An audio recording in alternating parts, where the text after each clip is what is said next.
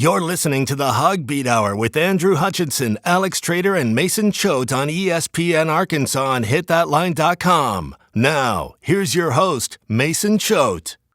Okay, welcome to the HawgBeat Hour. I'm your host, Mason Choate, joined by managing editor of HawgBeat.com, Andrew Hutchinson, the best in the business. I think at this point, that's kind of just a known thing that Hutch is the best at what he does.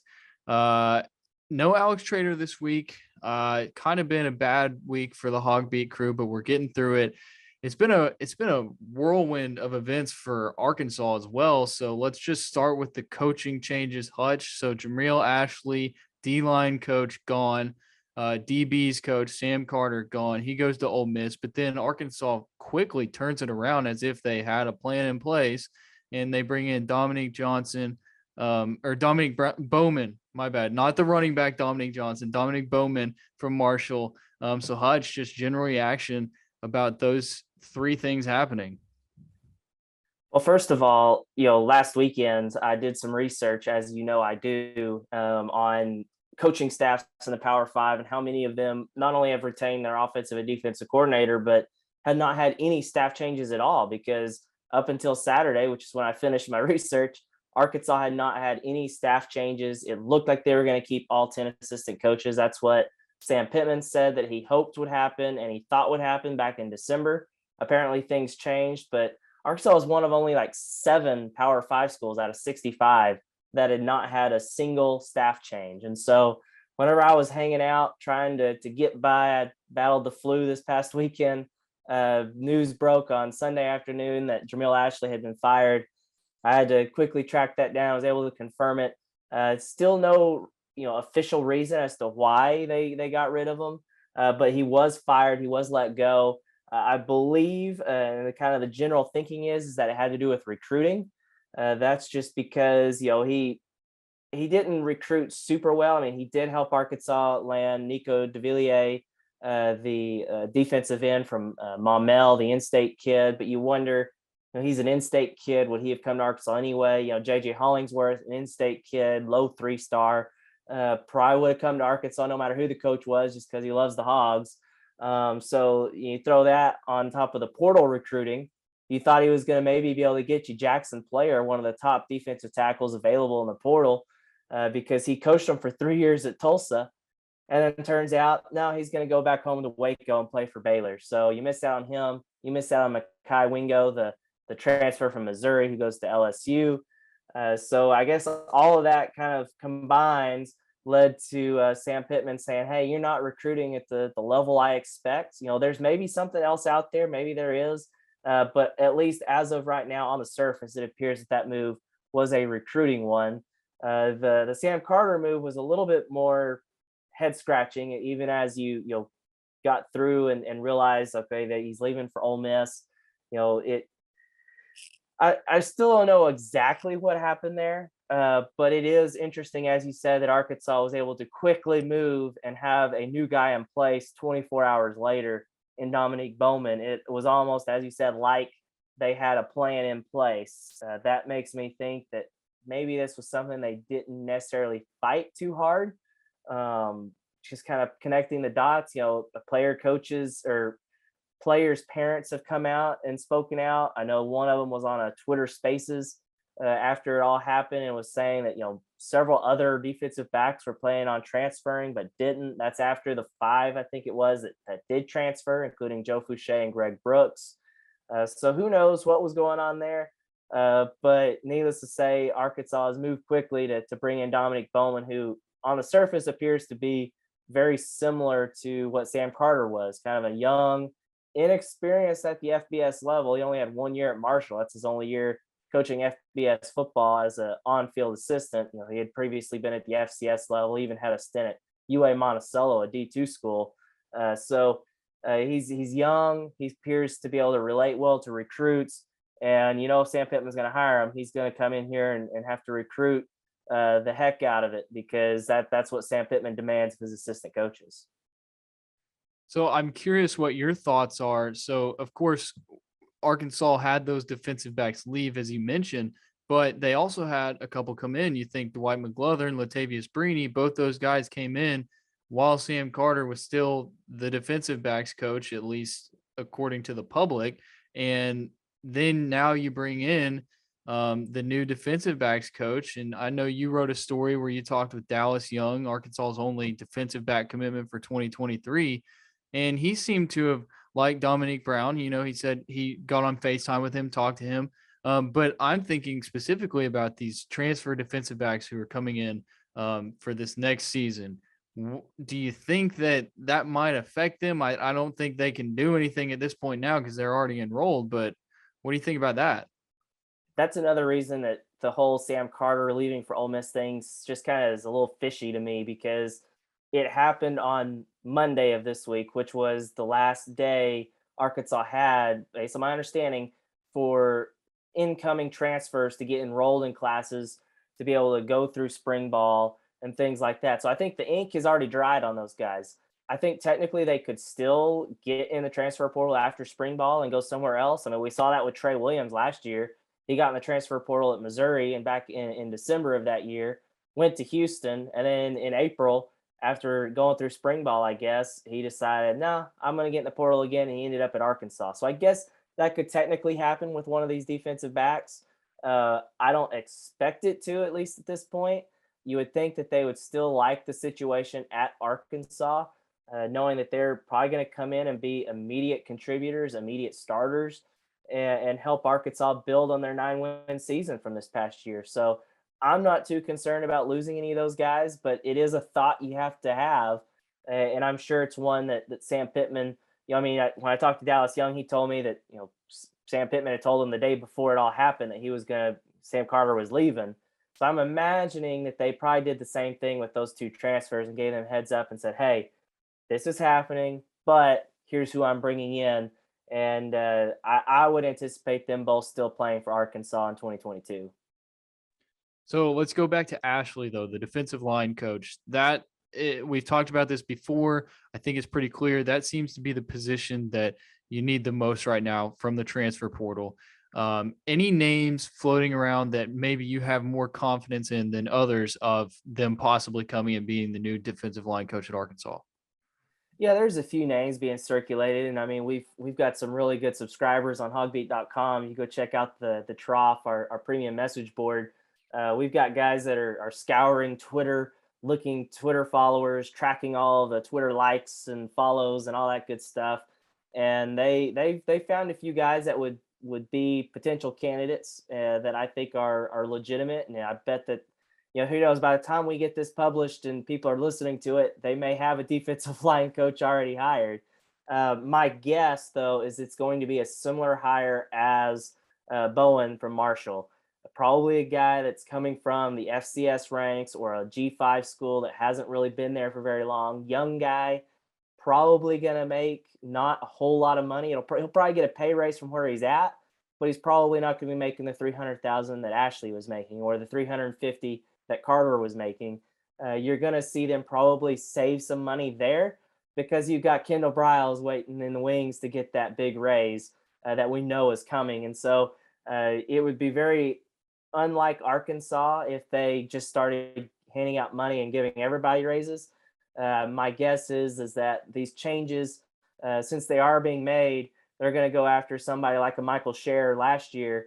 We see what he did. He came in, he's making $175,000 a year, one of the lowest paid assistant coaches in the SEC. He's proven his worth as a recruiter. He's proven his worth as a coach, in my opinion, after what we saw from that position this past season. And he'll probably get a pay raise, but they were able to bring him in for a low amount so they could give Barry Odom a raise. I think it's going to be very similar to that with this defensive line hire, and also with the new defensive backs coach as well. I bet they're going to both be making less than their predecessors were at Arkansas.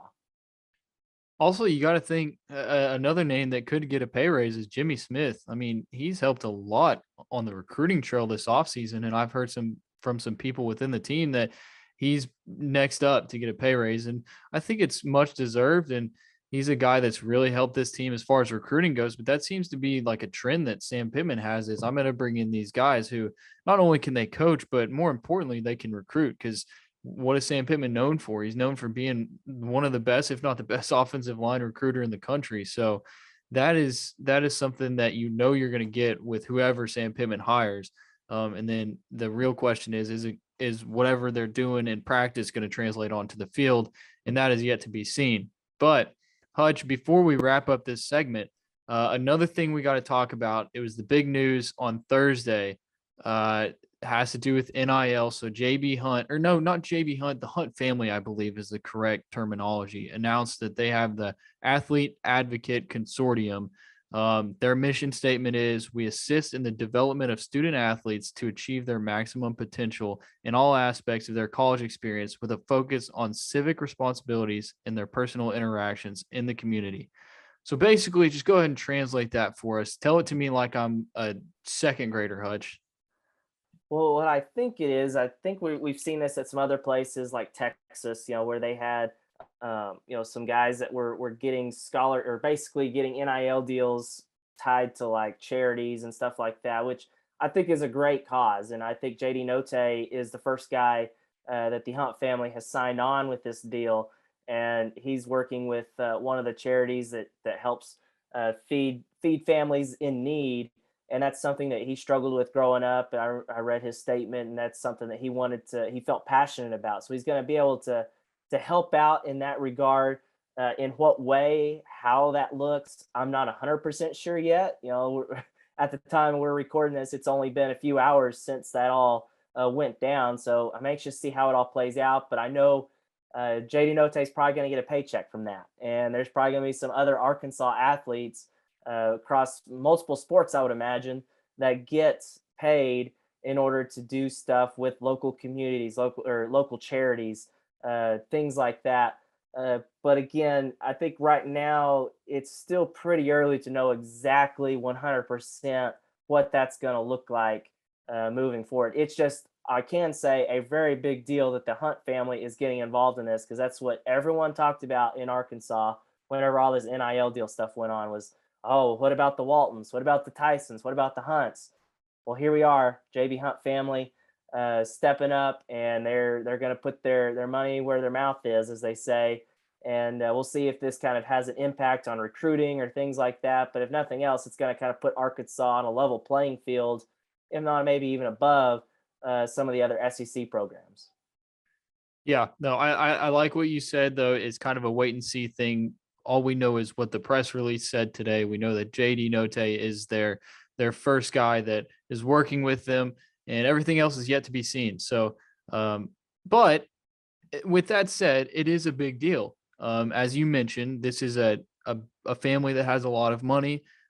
So that definitely helps as far as the NIL goes. But I like the fact that, they're not just saying, hey, we're going to give these athletes money to play sports at the University of Arkansas. They're doing it in efforts to make a difference in the community. So, but moving forward, we're going to talk some recruiting. We haven't even talked on the HawgBeat Hour about Latavius Brini from Georgia.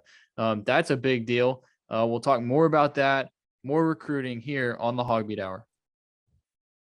You're listening to the HawgBeat Hour with Andrew Hutchinson, Alex Trader, and Mason Choate on ESPN Arkansas and HitThatLine.com. Now, here's your host, Mason Choate. All right, we're back here on the HawgBeat Hour. Just Mason Choate and Andrew Hutchinson along with you this time. No Alex Trader. Hope he's doing well out there. I know he's watching. So, Hutch, we're going to talk some recruiting. Big news since the last time we recorded. The biggest news, I would say, is probably Latavius Brini, defensive back from Georgia, started 11 games for them. So I'm sure you've done more of a deep dive than I have on him. So tell us what you know. Yeah, this is a guy that started 11 games for arguably the best defense that we've seen in college football in at least a decade, if not longer, probably one of the best ever. And I know some people would point to the fact that he did not start down the stretch. He did get replaced in the starting lineup. However, I would caution people to say, hey, Georgia's depth is probably a little bit different than Arkansas's depth. Their backups are probably really, really good. They may just be younger. And so this is a guy, he did start 11 games this year. He started the bowl game last year against Cincinnati and played well. And honestly, he played well whenever he was, starting for Georgia. It's not like he got benched because he was terrible. I mean, this is a guy that graded out better than the two defensive backs you've seen leave Arkansas, Joe Fouché and Greg Brooks. So he was earned like an 80+ grade on Pro Football Focus. He had a pretty solid coverage grade. I reached out to the Georgia writer in the Rivals Network, and he said that he has struggled in coverage sometimes. But again, there's probably different standards for Georgia and Arkansas at this point. Sam Pittman's doing his best to close that gap, but still that does exist right now. You'd be kidding yourself if you pretended it didn't. So he's a very solid pickup. He's a super senior. He's using his extra year by coming to Arkansas, so he has 1 year to play. I would expect him to start immediately for Arkansas. You're probably going to have Dwight McGlothern, one of the other transfer portal pickups. He's probably going to start at one of the corner spots. I'm not sure if Brini will start at maybe at nickel. That would make the most sense because that's where he played at Georgia, and he would replace Greg Brooks. Maybe he starts at one of the safety spots. Maybe he could start at the other corner spot, depending on what Hudson Clark and Ladarius Bishop do. He's a guy that I'm really looking forward to talking to Sam Pittman about and seeing kind of what they have envisioned for him. But I know Sam Pittman has always said they like to have guys that are versatile, guys that can play multiple spots in the secondary. So I would expect that to be kind of what Arkansas is getting from him, is kind of a veteran, older guy that come in and contribute. So I look at Brini and I think now Arkansas, I mean, we talked about it earlier. Now you got to focus on the defensive line. I feel like that's what you got to do because now you have two defensive backs that you've gotten from the portal. And I'm looking here. Correct me if I'm wrong, Hutch. So with Brini, Arkansas can still sign 3 more players in the 2022 class, but that does not count because Miles Rouser still could sign. So if Rouser signs, then you have 2 more spots. Am I correct by saying that? That is correct, and I would expect them to target one of those defensive linemen. Don't know who that's going to be yet, because they've missed out on their top 2 defensive tackle spot targets, as we discussed with Ashley. So I'm not sure who they'll go grab. It could be one of those things where they wait until after spring ball. I think that's at the point they've reached now, since they've passed the deadline for guys to be able to enroll and go through spring ball. And honestly, that's not necessarily a bad thing. Look at what happened last year. I mean, John Ridgeway and Trey Williams and Markel Etsy, all 3 of them were additions after spring ball. So I don't think it's time to hit the panic button yet. And who knows who they hire as the new defensive line coach. Maybe he comes from somewhere that has some stud on the defensive line that's looking to transfer into the SEC. Maybe that could happen. But I think Arkansas, that's definitely what they're going to be doing, as you said, is trying to find some more defensive linemen, specifically some defensive tackles. All right. So that'll wrap up our talk for the 2022 class. Now we got to move on to the 2023 class because Arkansas does have their junior days going on over the weekend. 2 more commitments for the Hogs in the 2023 class. Tight end out of Bixby, Oklahoma, Luke Haas, and then linebacker from Georgia, Everett Russaw.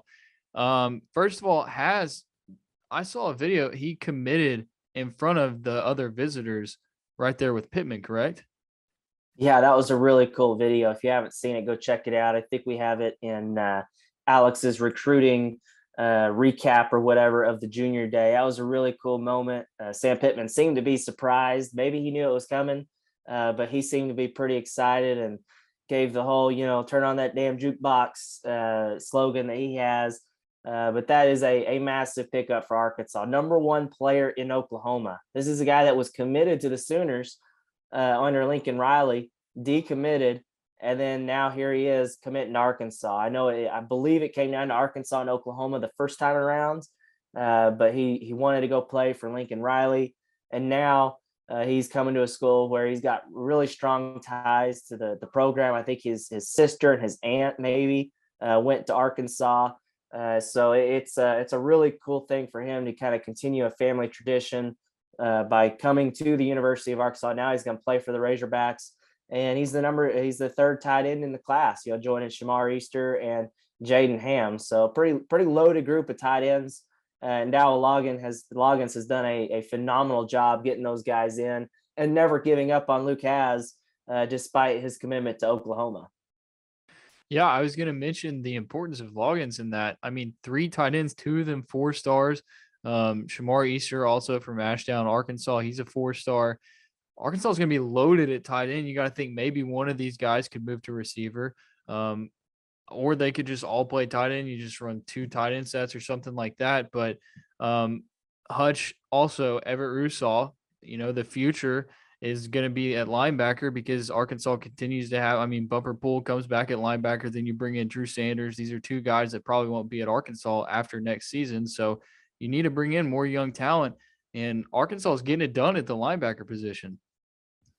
Yeah, Sanders could still come back because he was just a sophomore at Alabama this year. Of course, you probably hope that he could play well enough that he'd want to get drafted, but ideally he'd be here for 2 years and kind of be the holdover, kind of like how Grant Morgan was the holdover from last year. Bumper Pool's going to be a holdover. But yeah, you do need to recruit that position really, really hard. They had struggled with it in the past, and also with Everett, the program he's coming from, Cedar Grove in Georgia, is a really good program. I mean, you mentioned Jimmy Smith, his recruiting acumen or earlier. This is the program that he coached at in high school before deciding to coach in the college ranks. And all he's done is he's helped Arkansas land Jaden Hazelwood from there as a transfer. He's helped them land Rashad Dubinion, the 4-star signee running back, and now a linebacker who right now he's a low 3-star on Rivals, so people aren't super excited about it. But this is a guy that I think made huge strides between his sophomore and junior year, and it would not surprise me if he gets a little ratings bump the next time Arkansas has the Rivals analysts have a chance to look at his film, because he made a lot of strides and he had some pretty big offers too. So another really big pickup for Arkansas over the weekend. And it didn't just end with those guys. Arkansas also had 3 preferred walk-ons commit. So fill us in on those 3 guys. One of them is a kicker that is a very talented kicker. Yeah, the kicker you mentioned is Blake Ford. He's got one of the coolest Twitter handles, Viking Kicker. So you can go follow him. The way I've been told is that he is basically Vito Calvaruso's replacement. He's got a cannon for a leg. I guess that's something people say. And he's going to be kind of the kickoff specialist because no one's going to replace Cam Little. I think he's kind of got that position on lockdown for a full 4 years, and he's only been here 1. So you don't have to worry about that. He is a walk-on, and so that's a pretty solid pickup. Then the others, the first one was Brock Burns, an offensive lineman from Ozark. This is a guy that at one point was committed to Kansas as a scholarship player. He decommitted, and now he's going to stay close to home as a preferred walk-on. He's a 2-star recruit on Rivals. I think some other services have him as a 3-star. So anytime you bring in a guy that has a star rating, even if it's just a 2-star as a walk-on, that's a pretty solid pickup. Grant Morgan was a 2-star walk-on. Hayden Henry, I always get the Henrys mixed up. Hayden Henry was a 2-star recruit, came in as a blue shirt. So those are solid pickups, especially in-state kids who love to play for the Razorbacks. And then the other one is Randall Dennis Jr. He's a defensive tackle. He's actually from Georgia, but usually you don't see guys outside of kickers and punters come to a school from that far out of state as a walk-on. But it's not necessarily super out of state for him, considering his dad, I was reading, grew up in Blytheville, Arkansas. So a chance for him to return to his family's roots and come play for Arkansas. And, it's a position of need. I'm not saying a true freshman walk-on could come in and contribute, but who knows how he develops down the line. And he may be a guy we hear about, 2, 3, 4 years down the road. Well, overall, recruiting seems to be going really well for the Razorbacks despite the coaching changes. And so hopefully they can keep that going moving forward. They don't have a whole lot of spots left to fill, as we mentioned in the 2022 class, but 2023, they've already got a good start on it. Let's see, what's their ranking in 2023 right now? It looks like 3. Is that correct? Go look at it, everybody. Go pull it up. Rivals.com. Go to the 2023 recruiting rankings, and Arkansas is at number 3. Your eyes are not deceiving you. Now, I have to preface that, though, it is still really, really, really, really early. I mean, we haven't even passed the traditional signing date for 2022 yet. Arkansas has 8 commitments right now. That's tied for the second most in the country. So that helps the rating right now. But just looking at, I mean, it's not a bunch of low 3 stars. I mean, it's a bunch of high 3 stars and a couple of 4 stars. So a really, really solid base for that class.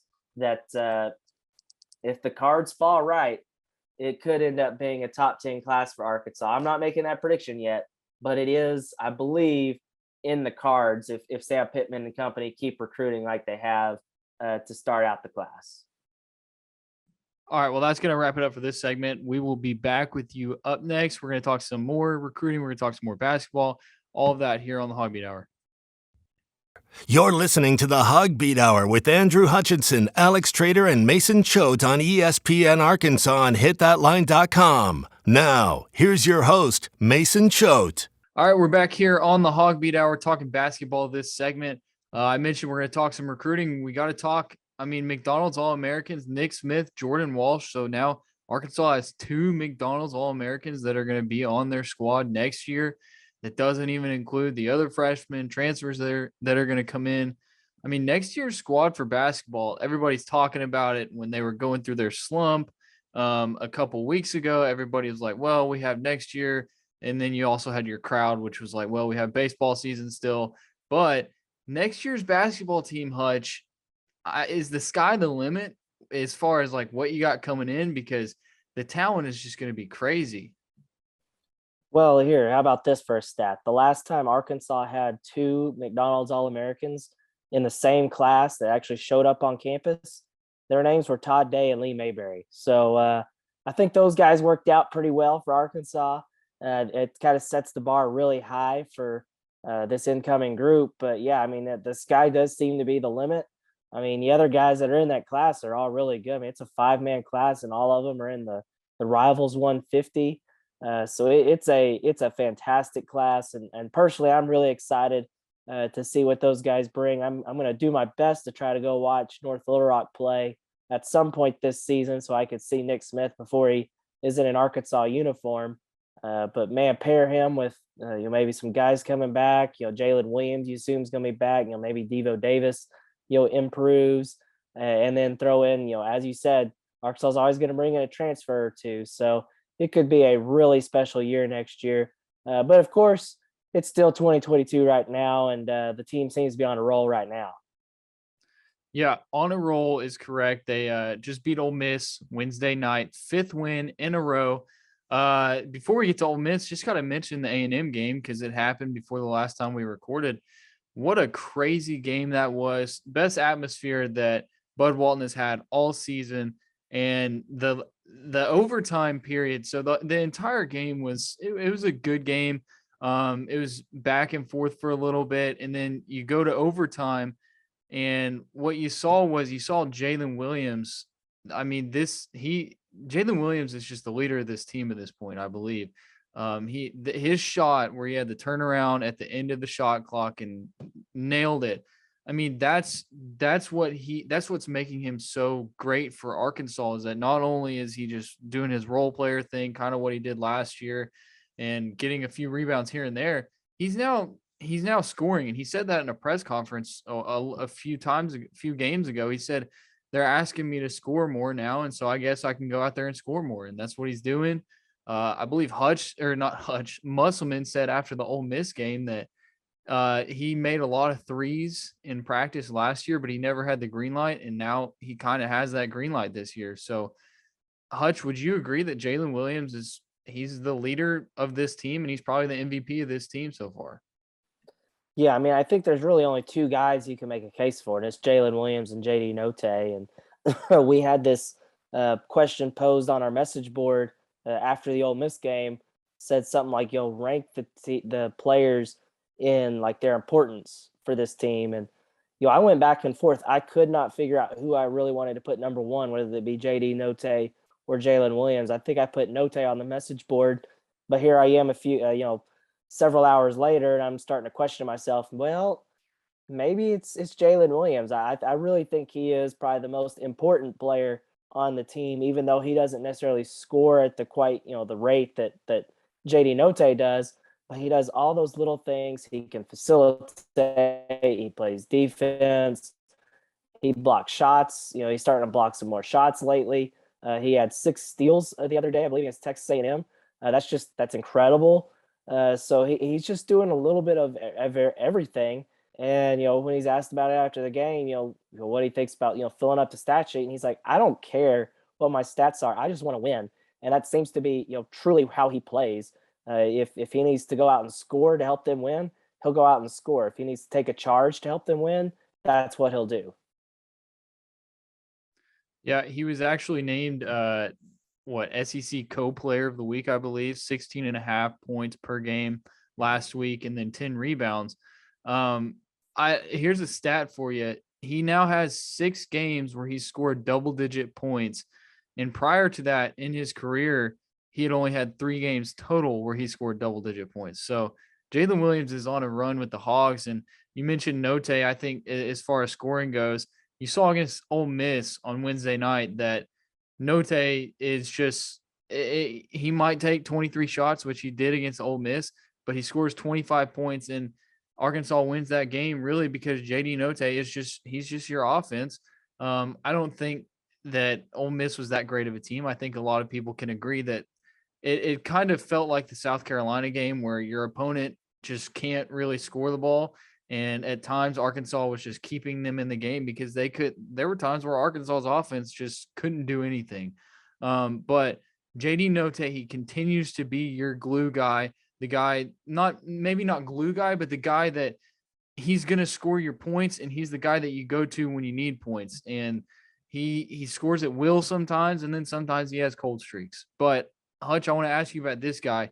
He played basically 40 minutes, 39 minutes and 40 seconds. Trey Wade has been so great for this Arkansas team. And Eric Musselman said after the Ole Miss game that he's been incredible and that he's been awesome for the Hogs. He scores 12 points, 5 of 5 from the field, 2 for 2 from 3. He got 5 rebounds. This is a guy that he's now making his shots. Not only is he making his shots, but he's continuing to play that great defense that we've heard of. And now he's getting some rebounds here and there. Yeah, I think the defense is probably the biggest thing that he brings to the table, a defense and a toughness. He's one of the most, more vocal guys on the team when it comes to playing defense. And he was actually talking to the media on Thursday, and he said that, one area that the team can improve defensively, even though they're playing at an elite level right now, is just, talking on the court. He said that him and Jalen Williams are the 2 main guys in that. And that if the rest of the guys on the roster on the floor at that time can talk like that, then they could be even better defensively, which is crazy to think about. And Trey Wade is the leader in that department. So throw in the fact that he knocked down two 3-pointers against Ole Miss. That's not something I would have predicted in any game, much less a conference road game.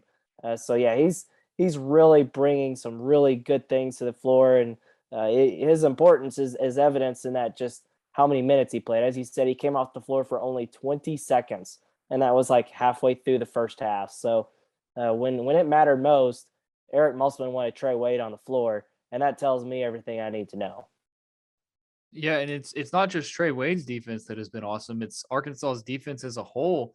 I think we heard the stat yesterday that this was the first time maybe in SEC play in Arkansas's history that they've limited 2 opponents to less than 60 points in 2 straight road games. So the defense has been amazing for Arkansas as of late, and it's a big key to why they're on this 5-game win streak. So Hutch, I mean, West Virginia coming to town, you think they can continue this defense? Because I mean, it's really just been 5 guys, 6 if you add in Devo Davis. So they got to continue to have that. They got to continue to put the pressure on and also score points on their own. Yeah, this is going to be another game I think that could be ugly, just because West Virginia likes to play physical. They like to known as press Virginia. That's something that Bob Huggins likes to do. So it's going to be a tough, challenging game. I know West Virginia isn't quite the level as they've had been in recent years.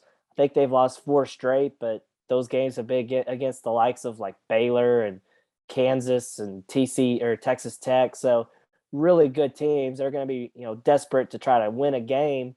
on the road against Arkansas. So you better believe it's going to be a physical game, and it could be another one where a guy like Trey Wade or maybe a Kamani Johnson or something like that, becomes critical for Arkansas just because of the style of the game. And it's probably going to be another one you're going to have to win with your defense. I mean, Arkansas could come out and shoot lights out and put up 80 points, but my guess is you're going to win this game because you're holding West Virginia under 60, like you have been, in so many of your recent games during this winning streak. You mentioned Kamani Johnson there as a guy who could come in and contribute against West Virginia. And I kind of mentioned before that Arkansas has really just got 5 guys. It's the starting 5.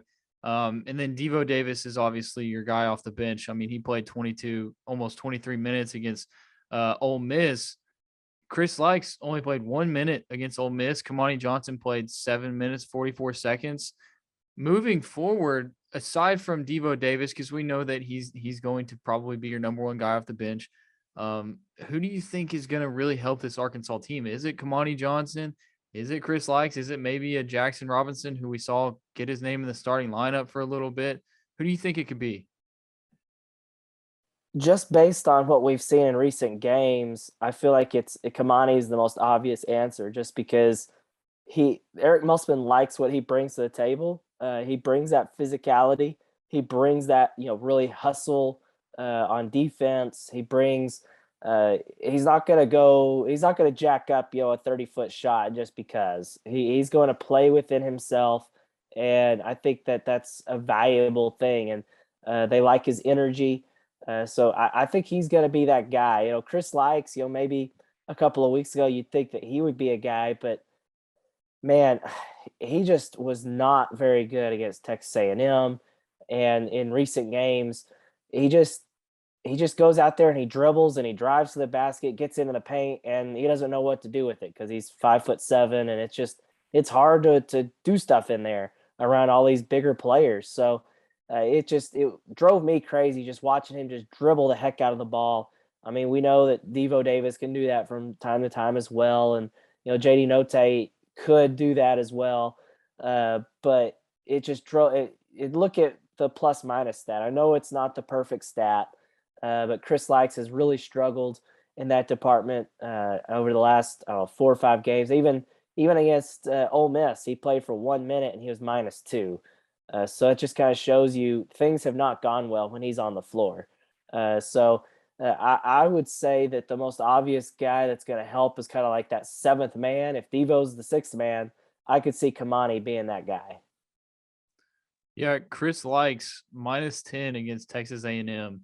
So that's not exactly what you want. And I agree. It does get frustrating watching him just dribble around, try to take it in the paint, and it doesn't work. So Kamani Johnson does go towards kind of what this team has become, and it's a bigger physical team, kind of as you mentioned, who they're going to go out there and play defense and then have your guys who can score a little bit. Your JD Note, Stanley Amude, if he's on, even though he scored 0 points against Ole Miss. Trey Wade, now you're getting points from the guys that you need to get points from. Like earlier in the season, you weren't getting a whole lot of points from Trey Wade and Jalen Williams. Now that you are, that's become very valuable for Arkansas, and I think that's why you see them winning more games. But that's going to wrap it up for our basketball talk. So Arkansas beat A&M, beat Ole Miss 64-55 on Wednesday night. And then they got West Virginia in Bud Walton Arena at 1 p.m. on ESPN2. Hutch, before we go, you think that's probably going to be the most full that Bud Walton is all year? A&M was a pretty packed house on Saturday, but I don't know. Mutt said it after the game against Ole Miss that he thinks it's going to be loud and it's going to be rocking, but you think they can fill it up?